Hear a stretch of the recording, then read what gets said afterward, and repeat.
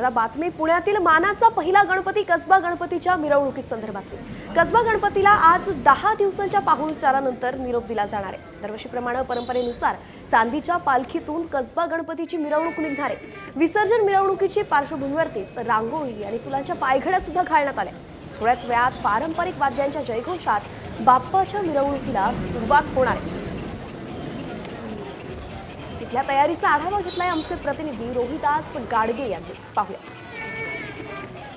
गणरायाला 10व्या दिवसानंतर आज पुण्यनगरीत निरोप दिला जाणार आहे। यासाठी पुण्यनगरी सज्ज झालेली आहे। संपूर्ण पुण्यनगरीत रांगोळ्यांच्या पायघड्या घालत ढोल ताशाच्या गजरात पुण्यनगरीमध्ये आज गणरायाला निरोप दिला जाणार आहे। मानाचा पहिला गणपती असणाऱ्या कसबा गणपतीला आज पहाटेपासून भाविकांनी या ठिकाणी दर्शनासाठी रांगा लावलेल्या आहेत। 132 वर्षाची सक्षम परंपरा असणारा असा हा गणेशोत्सव त्याची आज सांगता आहे। आज पारंपरिक पद्धतीने विसर्जन मिरवणुकीला सुरुवात होणार आहे। रुद्रगर्जना, रमणबाग आणि परशुराम हे डोल पथक असताना आपल्याबरोबर नगारा आणि तुतारीचं पण वादन होणार आहे।